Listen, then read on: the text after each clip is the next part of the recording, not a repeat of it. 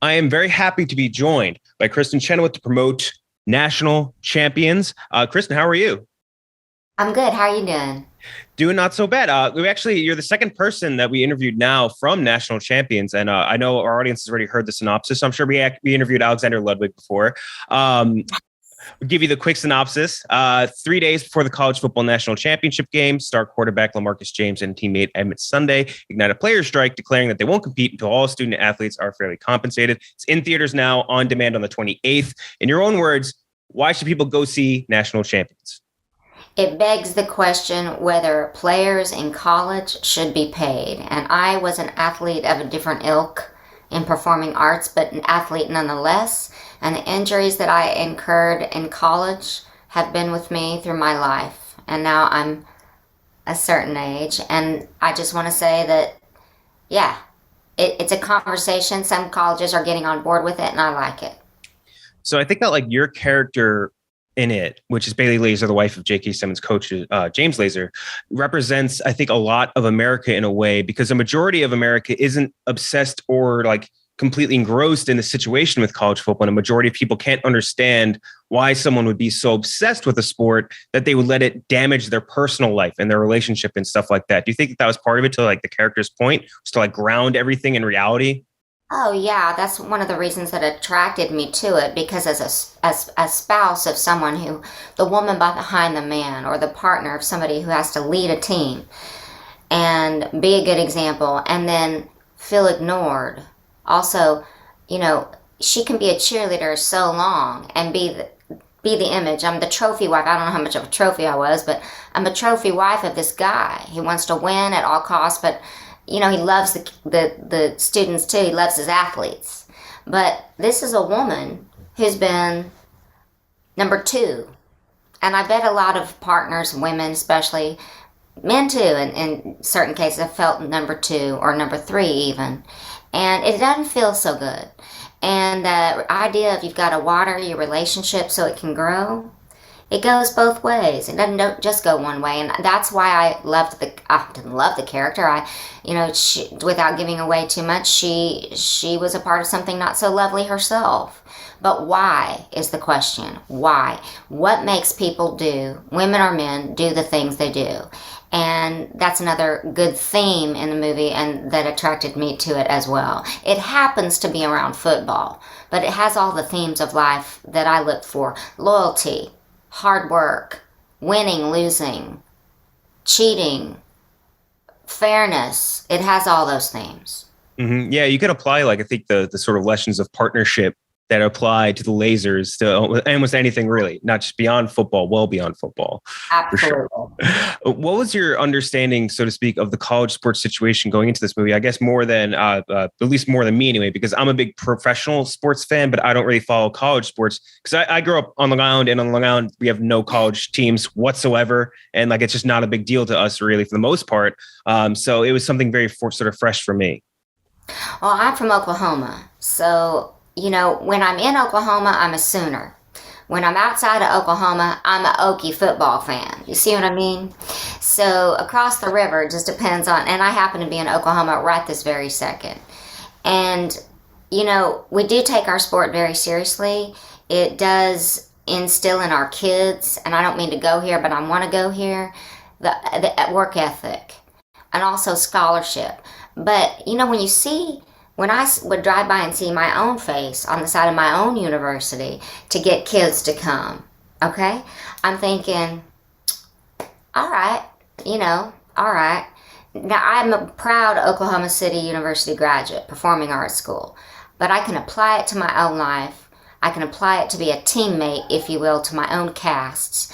And when there's safety involved and someone gets hurt, and it's push it down. I call it the Oklahoma cheer, or Southern cheer, you could say. Push it down, lay down. Push it down. We don't dare talk about our feelings.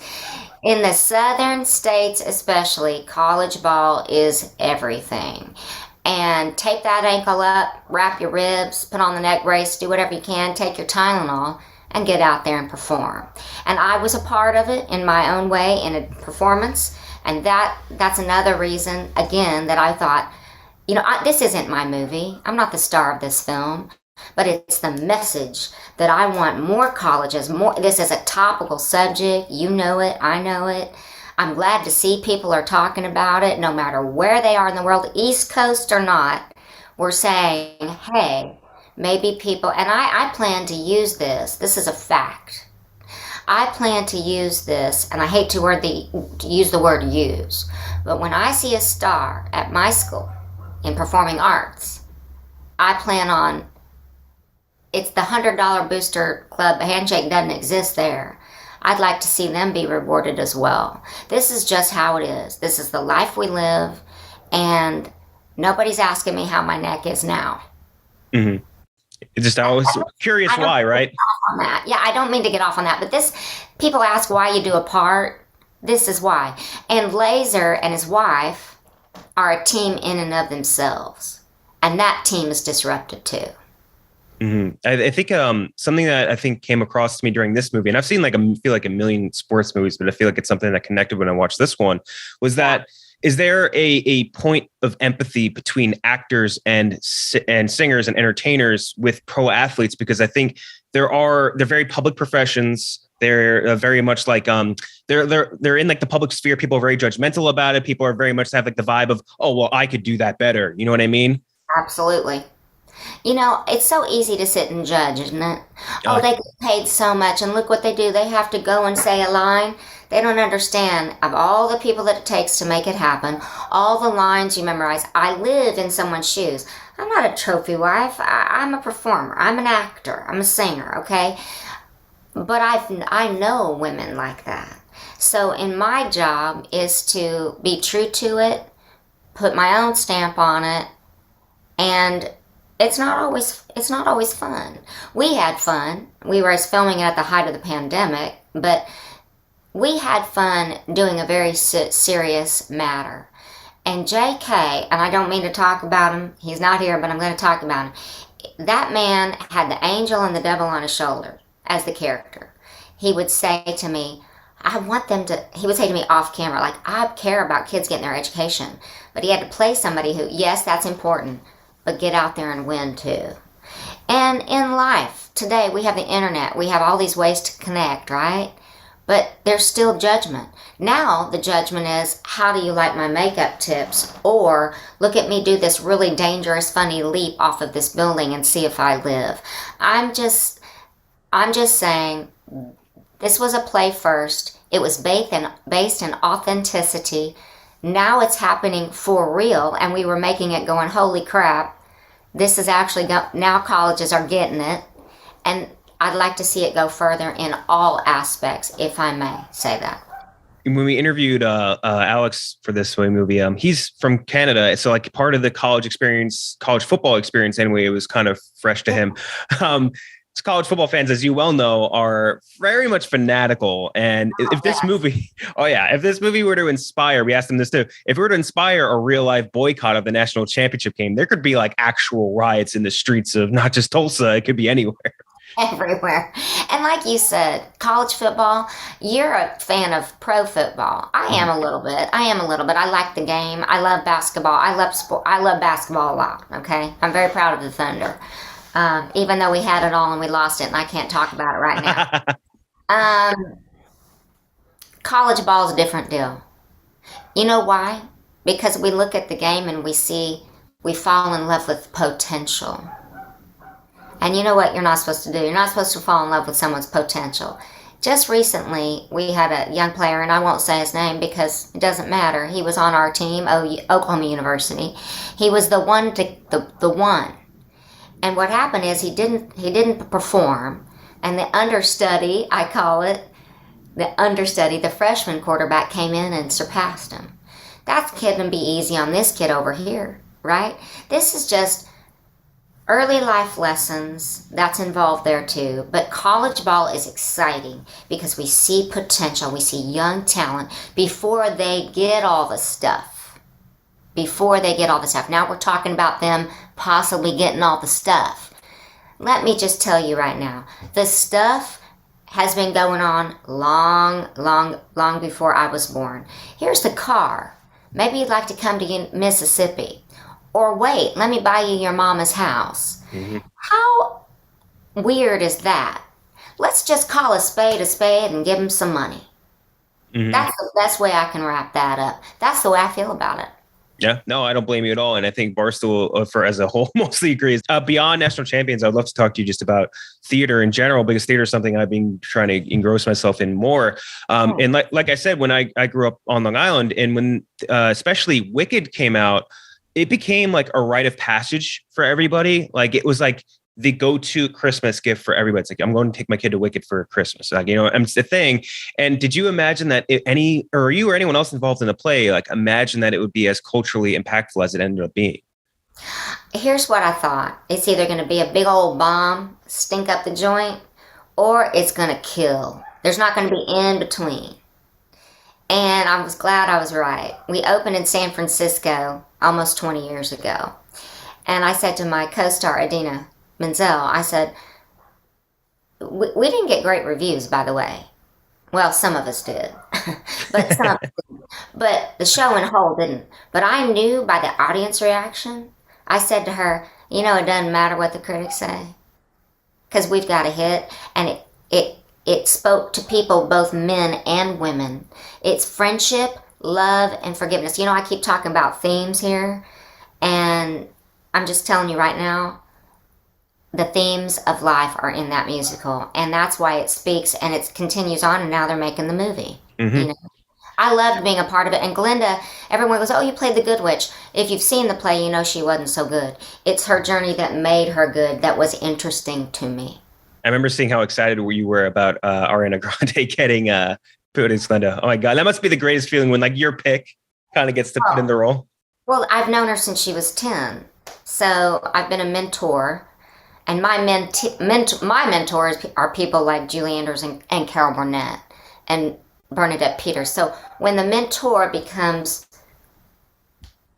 the mentee, I mean, and seeing her judge on The Voice, and it's just a big circle.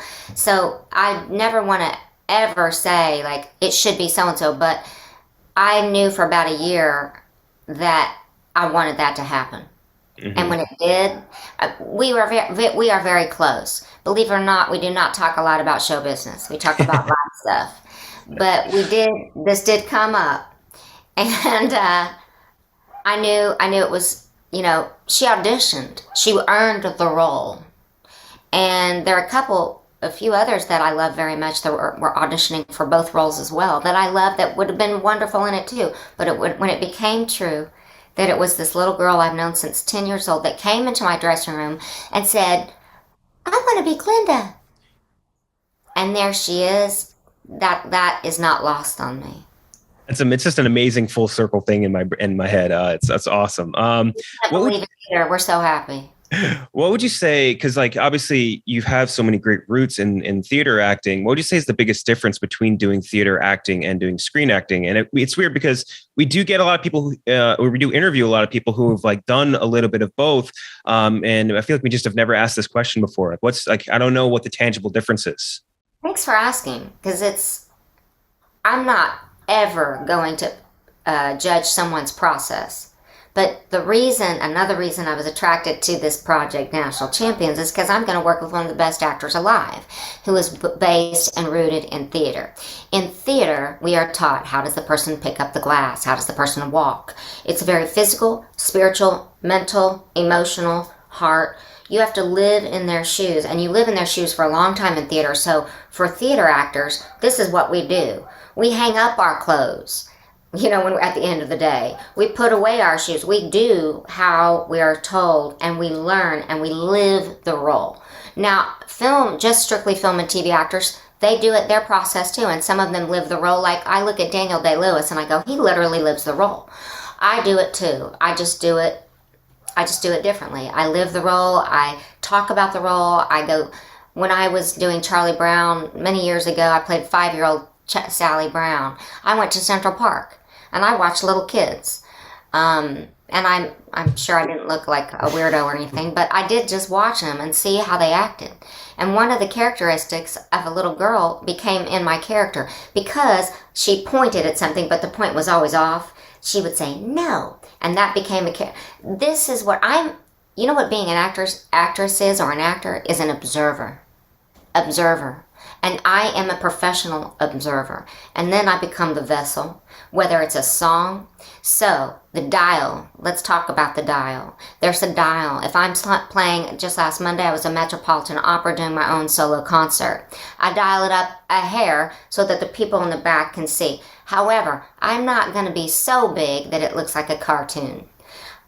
If it's based in truth, I don't care if it's right here, right now with you on Zoom, as myself talking about a movie, or if I'm on the Metropolitan Opera stage for almost 5,000 people singing all kinds of music. If I sing my truth, if I play my truth, if I act my truth, if I'm myself my truth, no one can get too mad at you. You might not be for everybody, but nobody can get too mad at you. So when I teach, I talk about dial. Dial it up a little bit here, just so the people in the back can see. Don't go crazy. Okay, now you're on a camera this big, and it's a close-up on your face. Turn the dial down, but the truth remains. Does that answer your question? Yeah, no, and that's because I think the reason I ask is because we had recently reviewed the West Side Story remake, and something that I talked about, or something I've been questioning, is just like what in Broadway, there's a certain sort of like exaggeration that like if you were to put it on screen, it would be observed as like hamminess, but on Broadway, it's like that is just what theater acting is. Like you have to like sort of like you express things so that you can get the breadth of the audience involved in what you're doing and sort of suck the room into your performance. You play the room. Exactly. Yeah. And like, that's something that like, I am always curious when they adapt something like a play onto screen, like how you sort of like lose that theater, process. You got to dial it down. You got to dial. I've done many.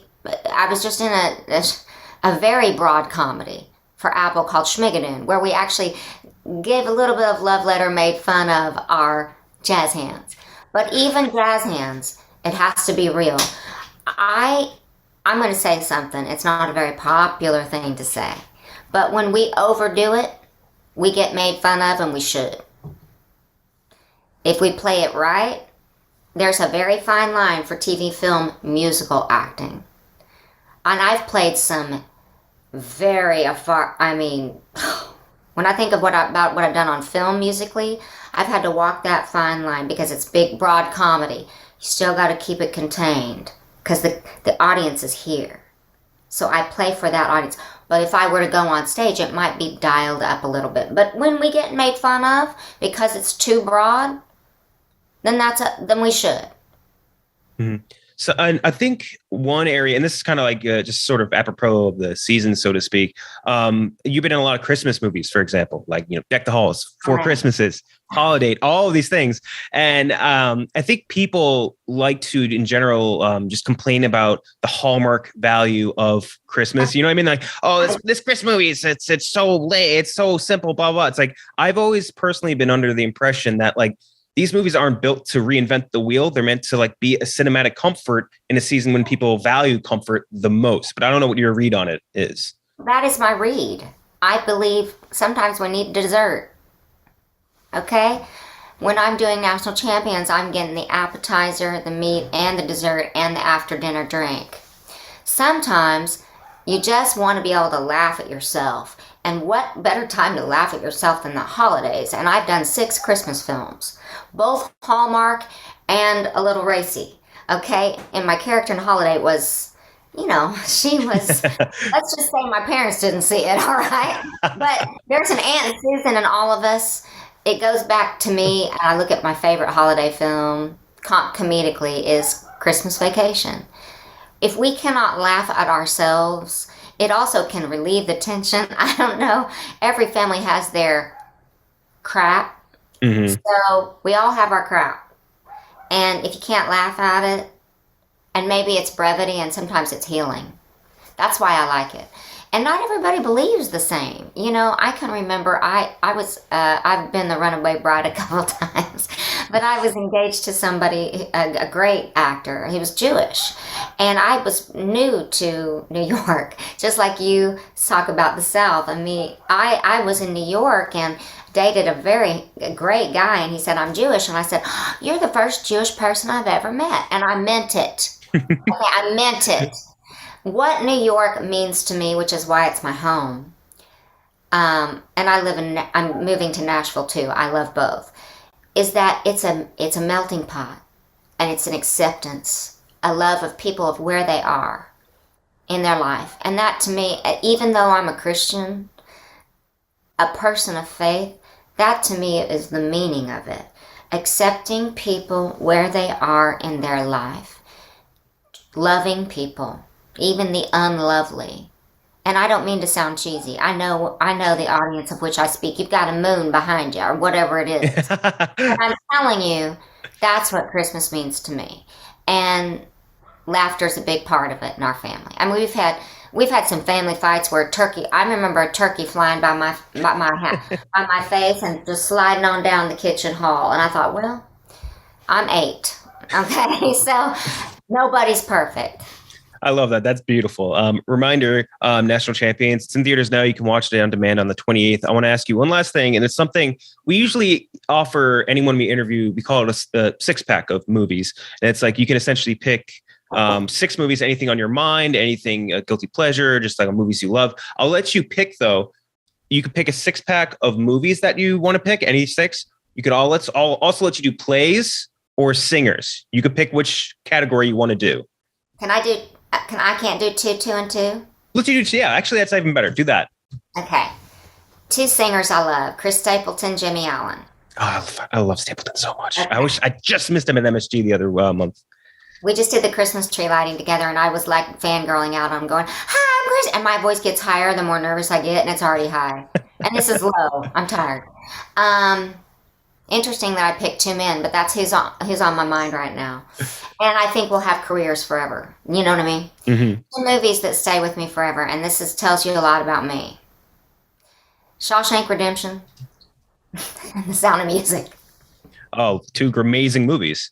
But that says a lot about my personality. A close third is Silence of the Lambs, but we won't go there right now. Plays. A Few Good Men, which was of its time saying something really important, just like I think National Champions was a play and saying something really important.